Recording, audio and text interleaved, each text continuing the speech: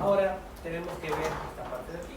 Miren, la que decíamos, las neuronas magnocelulares, y no todos no llegan a la neurohipófisis. Núcleo supraóptico y paraventricular. Miren las parvicelulares, son más chiquitas, llegan hasta la eminencia media, liberan sus hormonas liberadoras, hormonas inhibidoras, ¿a dónde? Al torrente sanguíneo, y llega al adeno hipófisis, pequeño cuerpo.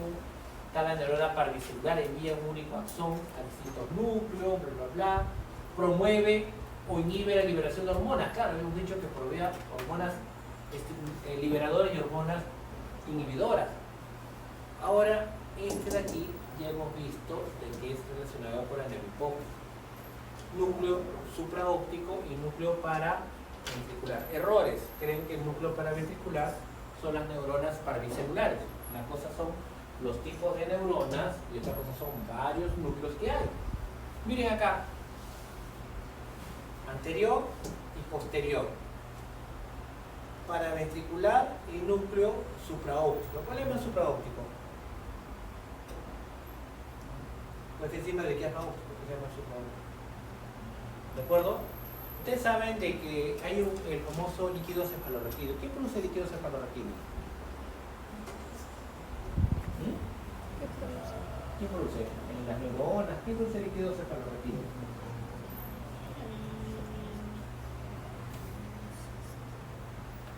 Los plexos coroideos están a nivel de los ventrículos laterales. Ustedes saben que tenemos 4 ventrículos. Ventrículos laterales, luego 2 ventrículos laterales, luego ¿quién es? El tercer ventrículo y luego el cuarto ventrículo, así se llama. ¿De acuerdo?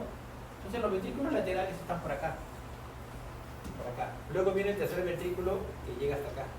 Justo el tercer ventrículo está pasando por acá. Y luego acá está el tercer ventrículo. Mira, acá está el tercer ventrículo y acá está el cuarto ventrículo. Este es muy importante, este tercer ventrículo por acá. Pues este tercer ventrículo así, están los famosos osmoreceptores. Estos osmoreceptores, ¿qué sensan? Osmoreceptores, ¿qué sensarán los osmoreceptores? Su nombre lo dice.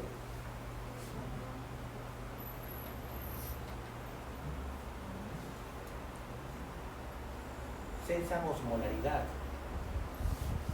Su compañera estaba deshidratada. ¿Cómo estaba la osmolaridad? ¿Aumentada o disminuida? Aumentada. O sea, aumentaba deshidratada. Justo la zona del tercer ventrículo, esta zona está desprovista de la membrana de la barrera hematocefálica. Estos osmoreceptores están en contacto con la sangre. Y cuando está deshidratado, ¿qué pasa con el cloruro de sodio? ¿Está más concentrado o menos concentrado? Más concentrado. ¿Qué ocurre con los osmoreceptores? Si lo ampliamos, aquí, y tenemos este osmoreceptor, así dibujado. Adentro, ¿cuánto es la osmolaridad? 300 miliosmoles. Si está deshidratado, ¿cuánto será la osmolaridad afuera?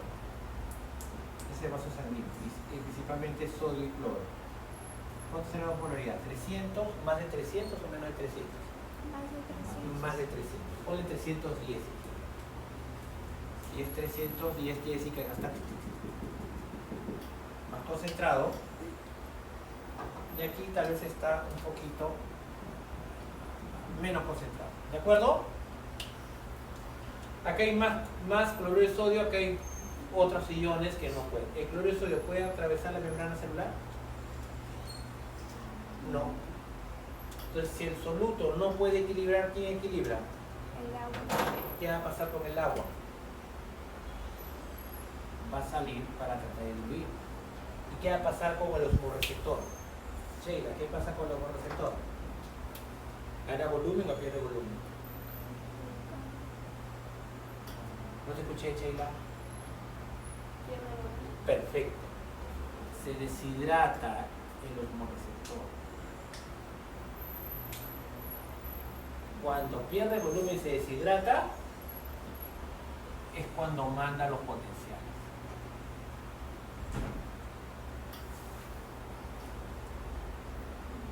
¿entiendes? Cuando se deshidrata. Ah, es una célula que está acá justo ahí. Pero se estimula cuando está ¿cómo está la sangre?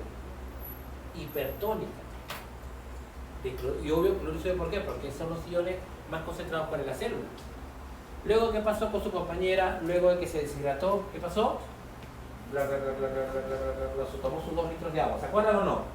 Si se tomó sus 2 litros de agua, ¿qué ocurrió con la osmolaridad ahora? Bajó. Ya no 310, sino imagínate a 280. Si baja a 280, ahora está menos concentrado y adentro hay iones más concentrados. ¿Qué va a pasar con el agua ahora? Ingresa. Y si el agua ingresa, ¿qué pasa con el hormonoreceptor? Vuelve a su normal o más grande. Y ahí, cuando está así, ya me estimula. ¿Se dan cuenta o no? O sea, es la deshidratación del osmoreceptor. Pero vamos en la primera, cuando estaba muy concentrado, y mira, ¿estimulaba o no estimulaba? ¿Se acuerdan o no? ¿Quiénes estimulan? A las neuronas del núcleo paraventricular y núcleo supraóptico. Y cuando ocurre este hormonoreceptor, ¿qué libera acá? ADH.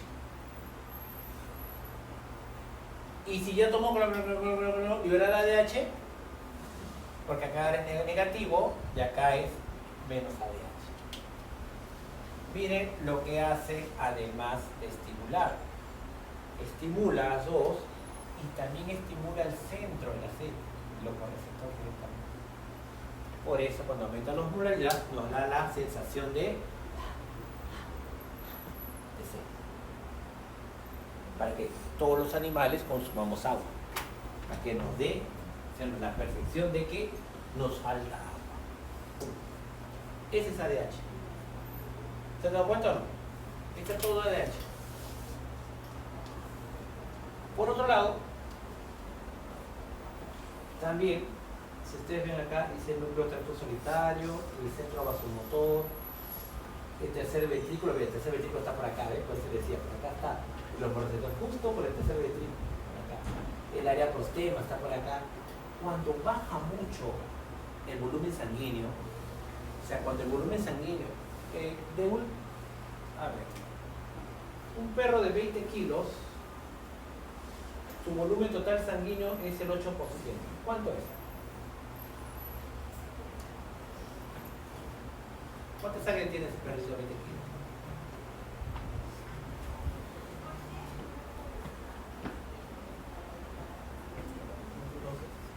¿12? ¿Por qué 12? ¿Por qué 12? ¿Vos sacaste 12? ¿Cuánto es? Rodrigo, ¿cuánto es? Correcto. Tiene unos 1600 mililitros. ¿Cuánto es el 10% de 1600 mililitros? 160. Cuando pierde más del 10%, ejemplo, cuando pierde más de 160 mililitros de sangre, el organismo también sensa esa pérdida de volumen de sangre, también estimula para que libere ADH y te dé estímulo en seco. Pero tienes que perder más del 10%, ¿me entiendes? De sangre. Pero cuando la osmolaridad varía el 1%, se dispara. Por lo tanto, ¿qué es más sensible a la liberación de ADH? ¿Al aumento de la osmolaridad o a la disminución del volumen sanguíneo? Aumento de la osmolaridad, al tope. Pero cuando baja mucho también, personas que pierden sangre, o animales que pierden sangre también le da sed. Antidiurética también se dispara, pero tienes que perder más del 10%. ¿Pierdes menos del 10%? Ni chiste. ¿Conforme? ¿Hasta ahí? Claro. ¿Regresas o...? Allá, vamos a esperar a Valentín.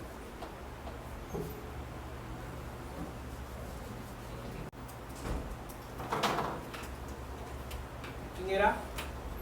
ADH, ¿quién es ella? Oxitocina. Señora Nair, ¿se parecen o no se parecen la oxitocina con la ADH? ¿O son totalmente diferentes? Cuéntame.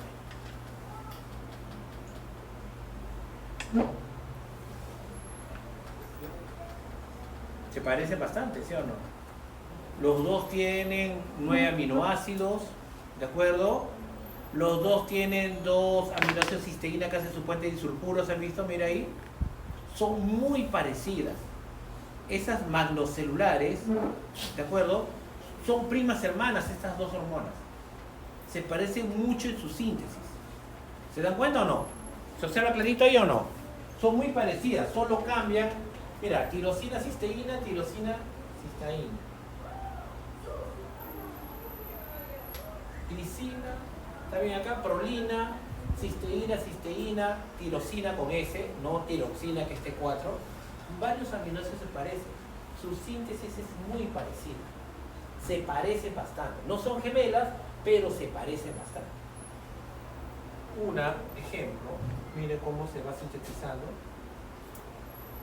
Y acá, su forma de producción no es igual. ¿Está bien? Nos interesa más que todo la de acá, que es la arginina vasopresina. ¿De acuerdo? Se parecen, pero no son iguales. Y tanto la oxitocina como la vasopresina son transportados por las axones por unas moléculas transportadoras llamadas neuropsinas. Las neuropsinas transportan la oxitocina y la ADH ¿hasta dónde? Hasta aquí. Cuando hay el estímulo, ¿qué hace? Lo libera el todo. O sea, no crean ustedes que cuando estimulan a las neuronas magnocelulares, la oxitocina viaja por todo el axón para ser liberados, con un potencial de acción. No, ya todos están acá. Esperando que el estímulo, el potencial de acción, aumenta calcio y ¿qué hace? Libera el neurotransmisor, como lo vimos en la primera clase. Entonces, las dos se parecen bastante, Valentina. ADH con oxitocina se parecen bastante. Tienen casi el mismo número de aminoácidos, la misma estructura, muy parecidas. No son iguales, pero muy parecidas. Nuevamente, ¿qué hemos dicho nosotros? ¿Cuál es el principal estímulo para liberación de ADH o vasopresina? El aumento de la osmolaridad. Miren, los hormonoreceptores. ¿Qué pasa con los hormonoreceptores? Se deshidratan, pierden volumen y estimulan a las magnocelulares núcleo supraóptico y paraventricular. ¿Y qué libera? ADH.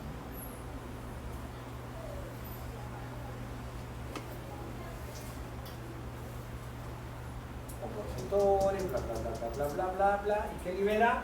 Hemos dicho nosotros ADH. ADH, ¿dónde actúa? Hemos dicho nosotros en los túbulos colectores y en la parte distal del neurón. Ahí están las famosas receptores. ¿Para quién tendría que tener receptores? Para ADH. Si tú observas aquí, esta celulita de acá es esta célula de acá. Esta es la célula A. Esta es la célula B. Esta es B, otra B, otra B, otra B. ¿Y esta qué es? A, otra B y otra A. Lo que está en el centro, ¿qué pasará por el centro? ¿La pichi o la sangre? ¿Qué estará pasando entre las dos? Acá. ¿Qué habrá acá? Pichi, porque no puedo poner glomérulo, ¿no?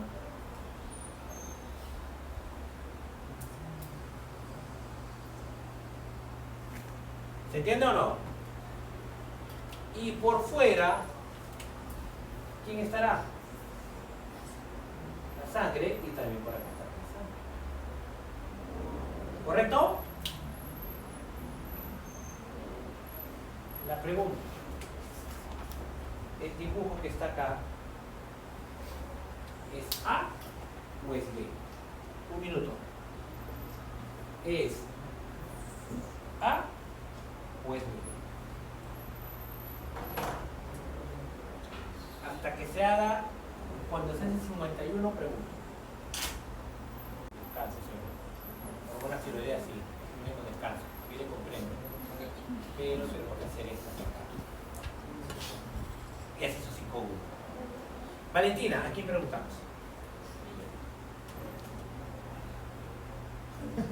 A Ronald. Ronald. Siempre con democracia, Ronald. ¿A o B? ¿Y por qué? ¿Por qué? ¿Por qué A?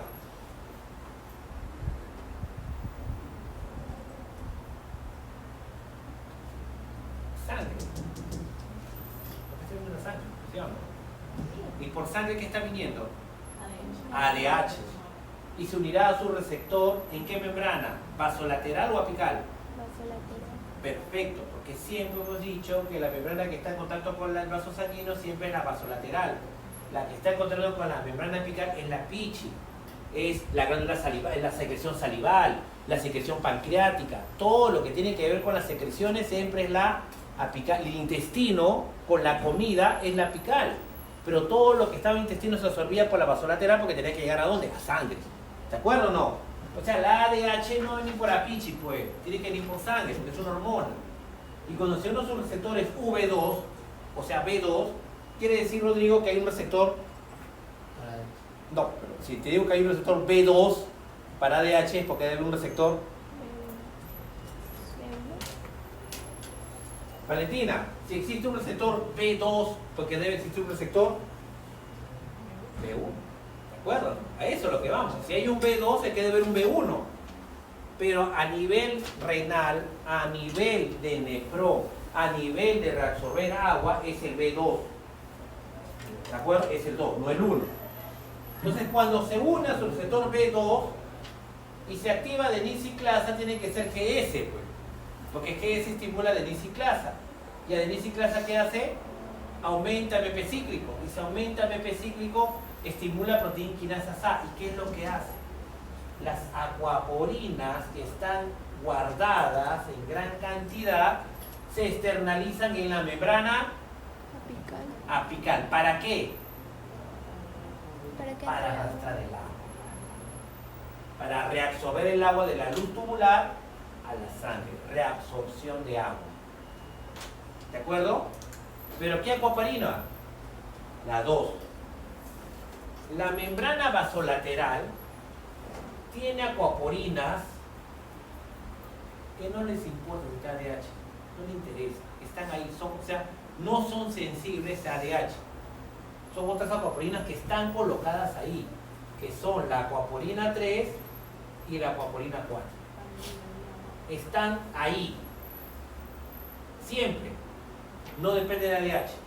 La pregunta, si no hay ADH, ¿se absorberá agua en gran cantidad? Están los acuaporinas acá.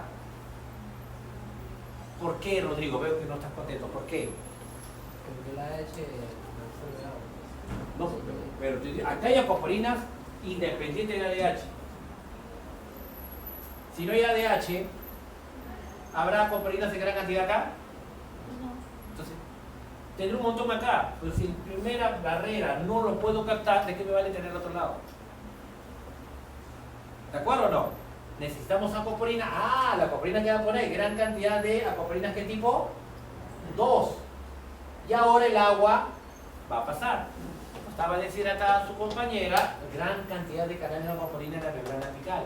Cuando tomó un montón de agua, ¿qué pasó con las acuaporinas?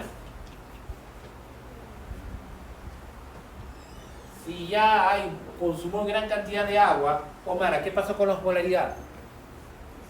Bajó. ¿Deshidrató los receptores? No. ¿Mandará potenciales de acción a las neuronas magnocelulares del núcleo supraóptico y paraventricular? No. ¿Liberará gran cantidad de ADH? No. Y si no hay gran cantidad de ADH, no se une. ¿Y qué pasará con las acuaporinas? Se regresan. Quedan poquitas. No es que no quede ninguna, quedan muy poquitas. Entonces va a resolver poca agua. Aunque acá tengas un montón. Es como acá estas puertas siempre están abiertas, pero necesitamos algunas ventanas acá para poder pasar. ¿De qué me vale que esto esté pura ventana si no tengo las acuaporinas 2 en la membrana apical? ¿De acuerdo? Y si el estímulo es por mucho tiempo, Otra acción de la hormona antidiurética. Ah, miren, la proteína quinasa A puede ir al núcleo, miren, a elementos de respuesta específicas ¿para qué? Para sintetizar más acuaporinas, para poner más acuaporinas, pero es a largo plazo. Pero a corto plazo, las que ya están aquí. Pues si es a largo plazo, o sea, la deshidratación, este estado de estrés hídrico es por mucho tiempo, se comienzan a sintetizar más acuaporinas para que haya más acuaporinas y pueda absorber más cantidad de agua. ¿Conforme? ¿Sí? Solo falta un pequeño detalle. ¿Se acuerdan que había un receptor B1? Este es el receptor B2. Pero perdón que había un receptor B2, este es el B1. Pero vamos a terminar algo. El agua va a ir así, ¿sí o no? Se resuelve así, ¿correcto? Pero también para este lado, para los dos lados. Claro, yo puedo haber colocado otro dibujo, pero tiene que ser volteado al revés, ¿sí o no? Volteado así, para que la membrana vasolateral esté por acá, o sea, lo he tenido que hacer, voltearlo, y acá que esté el vaso lateral, y acá esté la apical. Entonces, si quiero poner la B, tenía que haber hecho así. El receptor B2 aquí, acá las acuaporinas 3 y 4, y habría tenido que poner acá vesículas con las acuaporinas que 2, aquí.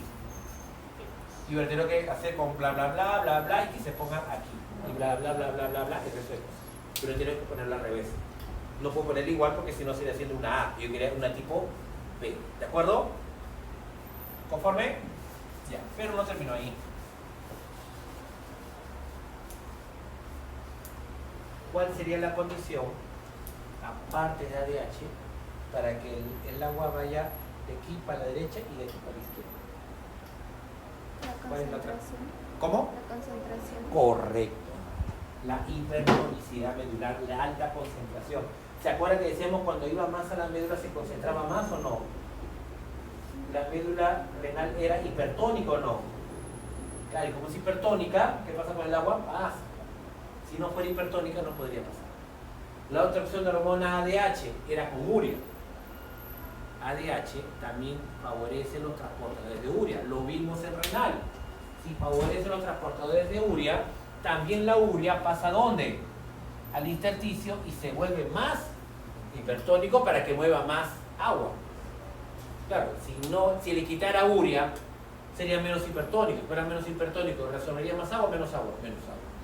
O sea, la reabsorción de urea favorece a que el intersticio sea mucho más hipertónico. Fin del asunto. Con la clase anterior, con la práctica que hemos hecho y más el último refuerzo, pues obvio creo que todos deberían responder esa pregunta. No creo que alguien falle, porque ya lo hemos visto de todas las maneras. Ya no sé ya cómo más explicarle ya. Ya es la última para verlo de todos los puntos de vista. Salvo que hay algo que no quede claro que sea el momento. ¿Alguien, por favor? ¿Se te dio claro? Pues había un B2, época había, y antidiurética, el otro nombre es vasopresina. ¿Qué te suena a vasopresina? ¿A contracción o relajación? Contracción. El músculo liso vascular, las arteriolas, también son sensibles a ADH. Pero no vía B2, sino vía B1. Y B1 no es que S, sino es que Q. Fosfolipasa C, degrada fosfolípidos, retículos apopláticos que libera calcio, y si mayor concentración de calcio, ¿qué pasa con las arteriolas? Se contrae esa vasoconstricción arteriolar. Ese puso el sector B1. Por B2, acoprina 2. Esa es su versión. Esta ya no. Y esta es la última 2 de oxitocina. ¿Se acuerdan que la oxitocina tenía dos acciones? Uno, succión, la que ya vimos, ¿sí o no? Succiona el pezón, vía sensitiva llegaba hasta el hipotálamo, núcleo supraóptico paraventricular, y que liberaba en la neurohipófisis oxitocina, llegaba al músculo liso de la glándula mamaria. ¿Para qué? Eyección. ¿De acuerdo? Feedback positivo o negativo. positivo. El otro, al parto. ¿Cuál es el estímulo? Estiramiento de la cervix. No, estiramiento. Es estiramiento. Cuando quieren salir con sus patitas o con sus estira esa zona. Cuando estira, es el estímulo a nivel de hipotálamo, núcleo supraóptico paraventricular, para que libere oxitocina. ¿Y qué hace oxitocina? Se une a las células musculares lisas del miómetro y el retículo sarcoplámico que aumenta calcio y que hace contracción. O sea, las perritas cuando no tienen dificultad en el parto, ¿qué le ponen? Oxitocina. Para... ¿Sí o no? Claro, hace años, yo no me metí en la práctica, no estoy ahorita en práctica nada, pero comienzo cuando estaban haciendo, justo donde estaba practicando, justo llegó una perrita con una de las crías muertas y se había quedado, era pibe y se le había quedado justo en el canal. Estaba muertita. La cachorra estaba, y la perrita estaba asustada. Y le dije, bla. Bueno, sí cuesta tanto. Y la señora pues no iba a pagar, o sea, era muy caro ese lugar. Bueno, ¿qué hará la perrita? Que en esa época digo, no, bueno, si no, pues se la tiene que llevar porque no, si no paga, si no puede atenderla. ¿Y qué pasa con la perrita? Bueno, pues tendrá que ver, pues no lleve a otro lugar porque esto cuesta tanto, bla. Y la perrita habrá mirado, o sea, lo único que hicieron fue sacarle el perrito, se le sacó el perrito que estaba ahí muerto, que ya llegó ya buen tiempo, ya no. Y la perrita estaba asustada. ¿Cómo habrá mirado la perrita que comenzó a empujar solito y botó todo? Costo cero. Solita, ¿me entiendes o no? O sea, ¿cómo habrá sido en ese momento su liberación de oxitocina, en ese momento en que hizo todo? Tal vez no lo hizo por dolor, era primeriza, sintió dolor y no quiso empujar o cosas por el estilo, pero luego solita, el instinto, ¿sí o no? ¿Cómo es el instinto acá? Pero es oxitocina. Es oxitocina. Entonces a veces le tienen que aplicar. A ver aquí, esta es la oxitocina en el músculo liso. Claro, la oxitocina, se une a su receptor, estimula proteína GQ, y GQ ¿qué hace? Fosfolipasa C, retículo sarcoplámico que libera calcio y que hay contracción. Y a ver, ¿qué nos pueden decir de esto? Lo voy a ampliar porque no se ve, ¿eh? ¿De acuerdo? Quiero que digan a ver qué pueden llegar, qué concluyen de acá. No el de aquí. ¿Saben? Porque de ahí viene hormona tiroidea, viene su descanso, ¿sí o no? Pero depende de ustedes.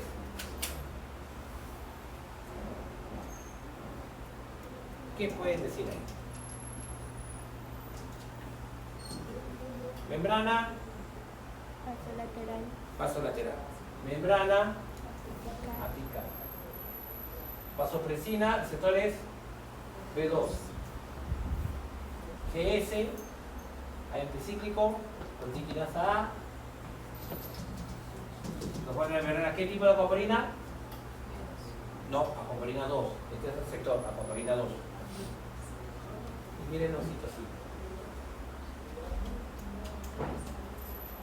Oxitocina. ¿Se acuerdan que era prima hermana con la... se parecía bastante a nuestra estructura? Puede también unirse al receptor de vasopresina. ¿Se entiende? Porque se parece, pero no es su principal acción. ¿De acuerdo o no?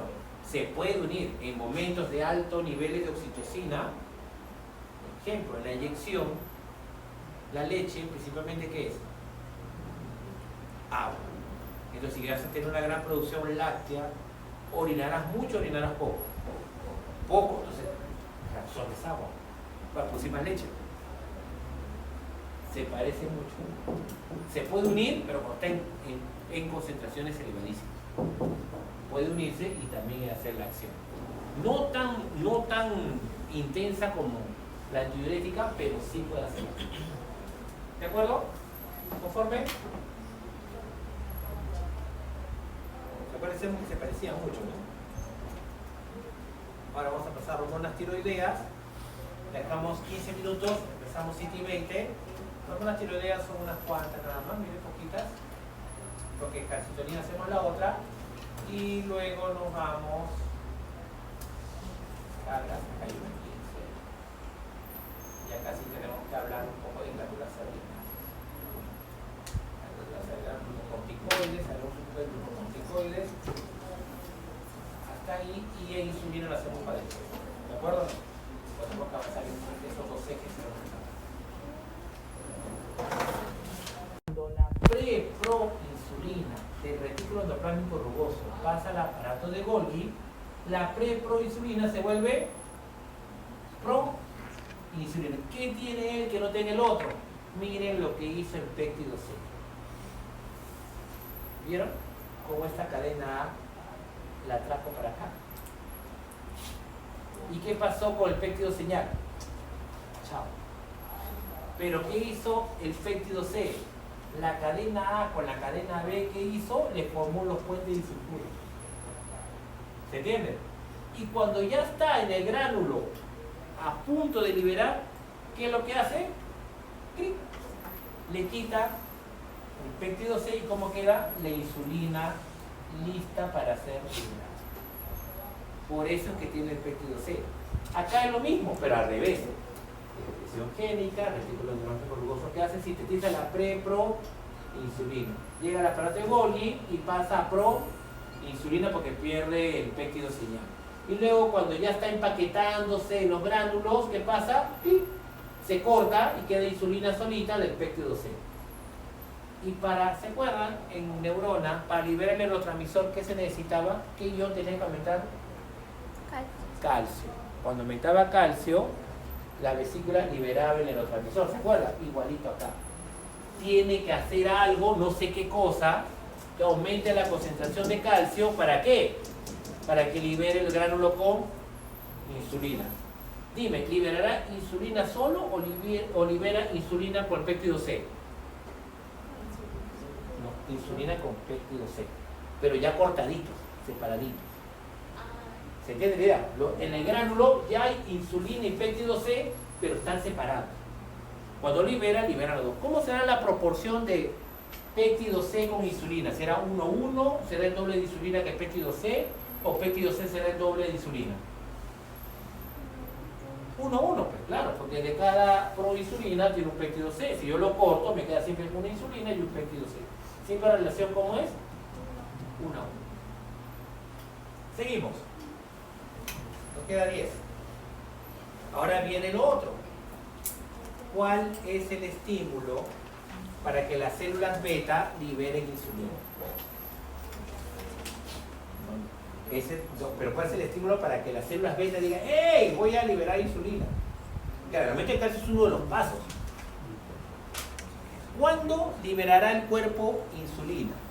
¿Cuando los niveles de glucosa están elevados o los niveles de glucosa están bajos? Claro, por eso por los que comen dietas hipercalóricas dicen de que es peligroso porque son las betas llega tanta glucosa está elevada que llega un momento que las células betas se aburren. Es que yo no quiero liberar. ¡Pum! Diabetes. ¿De acuerdo? Entonces el principal estímulo, el principal casi único estímulo para que las células beta liberen insulina es que los niveles de glucosa en sangre aumenten o no aumenten.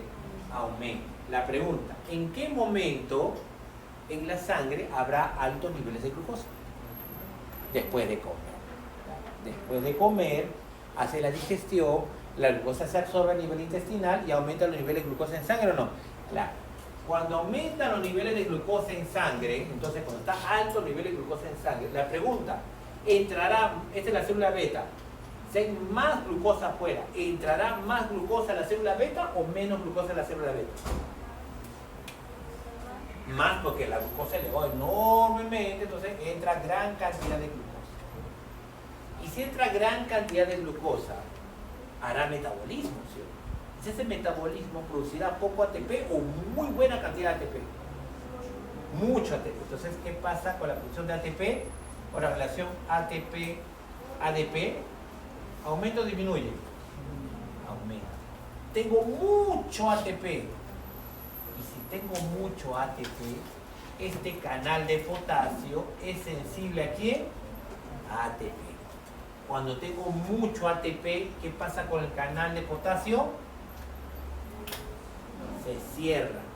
El potasio, Ronald, ¿dónde está más concentrado? ¿Fuera o dentro de la célula? Dentro. ¿El potasio podrá salir? Y si no sale, ¿las cargas positivas se acumulan o no? Y si las cargas positivas se acumulan, y si se despolarizan los canales de calcio dependientes de voltaje, y entra calcio y o sea, no hay un receptor de glucosa en la célula beta. No hay una glucosa que se une, no, es porque entró más glucosa. Termina de comer, ¿de acuerdo? Los niveles de glucosa están normal. Viene todo, no se guíen de las flechas, ojo, no se guíen de las flechas.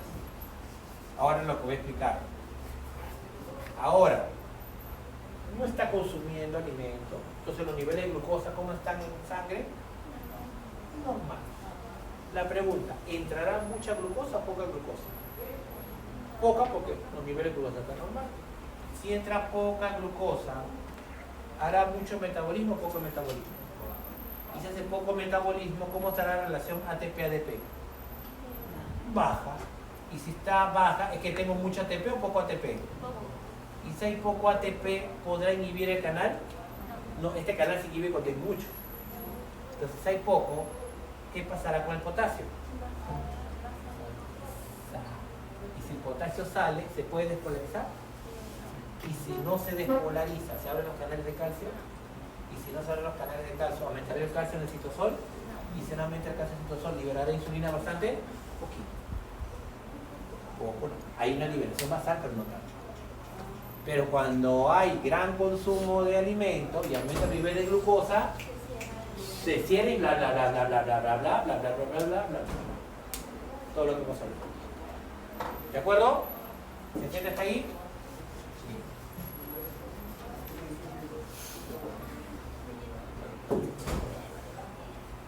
Dime.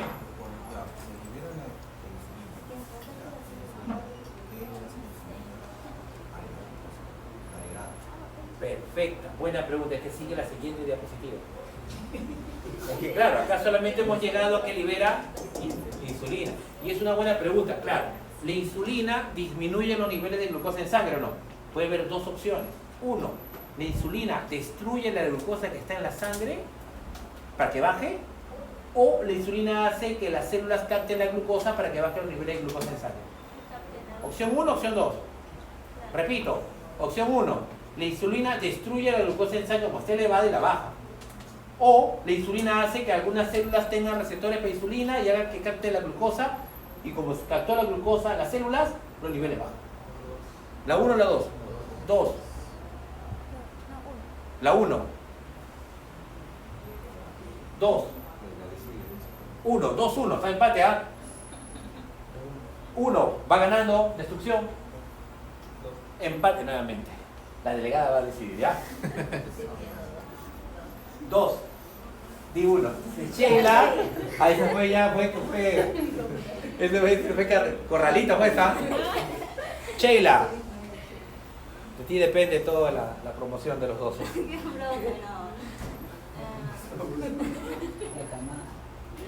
La 2, muy bien, la 2. La pregunta. Si la insulina destruyera la glucosa, entonces ¿para qué comemos? Pues, si nunca lo podría captar las células. Tiene que ser captada por las células. Por eso baja el nivel de glucosa. ¿Qué es lo que ocurre en diabetes? Tragamos tanto, que tu nivel de glucosa se elevan tanto, que es tanto estímulo que las células beta liberan tanta insulina que en un momento, ¿sabes qué? Ya no, pues, ya me llegó. Ya no, pues ya me cansé ya. Entonces vienen los problemas. ¿Por qué? Porque esa glucosa ya no puede entrar a las células. Y si no puede entrar a las células, ¿cómo hace el metabolismo? Ojo, ahora viene el otro. Tu pregunta. Me quedan 4 minutos.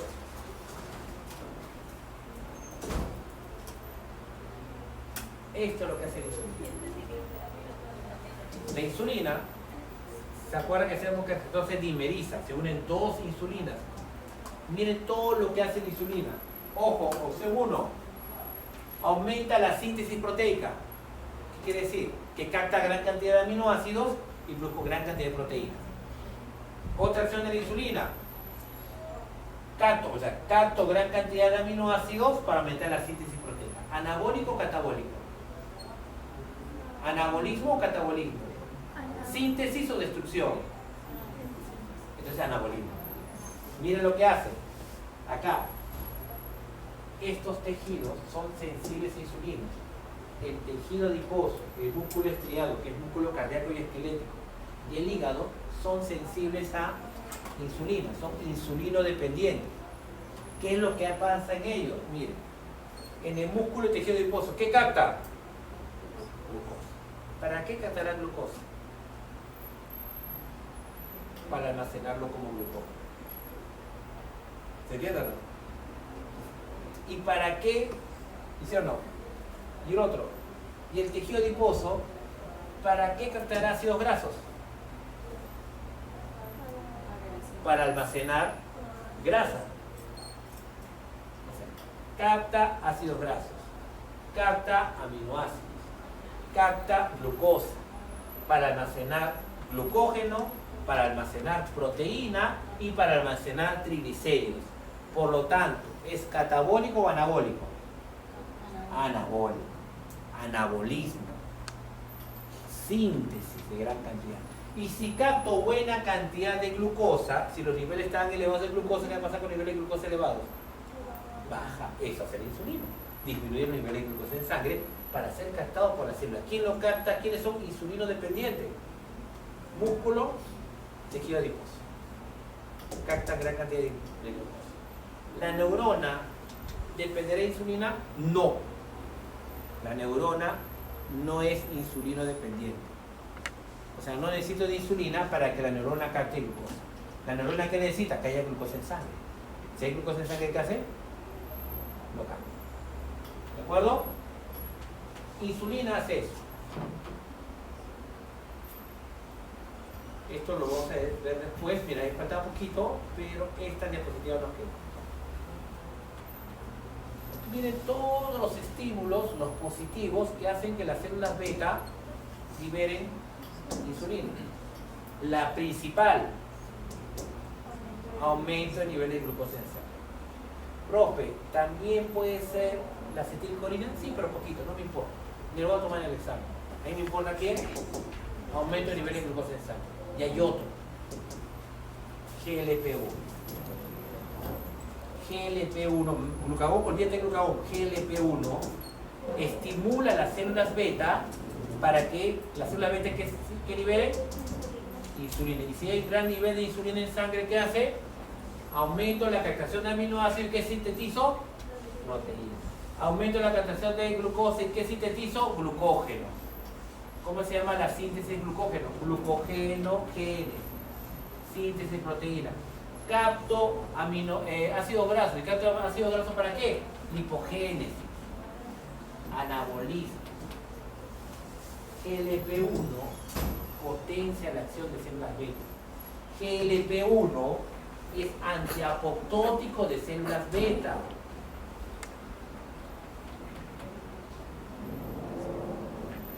Las células, las GLP-1 son importantísimos. ¿Por qué? Porque hace que las células beta tengan buena cantidad, que no se muera la célula beta. Han visto ahora, ya salió las noticias de que las artistas de Hollywood han bajado de peso, muchas de ellas se han recuperado. Pues. La Britney, varias amigas se han recuperado, que estaban mal, estaban todas así, gorditas, cachetoncitas, se han recuperado. GLP-1 ha sido. Con GLP-1 han mejorado, claro, cambio de estilo de vida, pero están consumiendo al final un derivado de GLP-1. Claro que el GLP-1 que ellos consumen vale pues varios cientos de dólares, y el GLP-1 que llega acá pues es un genérico para países tercermundistas que somos. O sea, esa es uno de los fármacos que están utilizando. Y había muchos de los artistas han bajado de peso de manera que ha sido farmacológicamente, aparte de cambio de ejercicio, estilo de vida, definitivamente GLP-1. Porque GLP-1 aquí potencia a las células beta. O sea, células beta que están casi débil, le mete su push para que no. Es muy potente, muy bueno. Acá también utilizan bastante GLP-1. Algunos de los fármacos que utilizan para diabetes con GLP-1. Revisen la. Listo, nos quedamos ahí. Justo. Hemos avanzado un poco de glucosa, ¿por qué? Porque la que hagamos virtual vamos a hacer cortisol. Y cortisol, glucagón, todos están en contra de la pobre insulina. O sea, todo lo que digamos de glucagón y cortisol es todo al revés que hemos dicho acá. Si es anabólico, como es todo lo hecho, catabólico. Por eso es importante llegar acá. Ya hemos captado una buena cantidad de datos. Bien chicos, muchas gracias por su tiempo. Pero será domingo entonces. Domingo.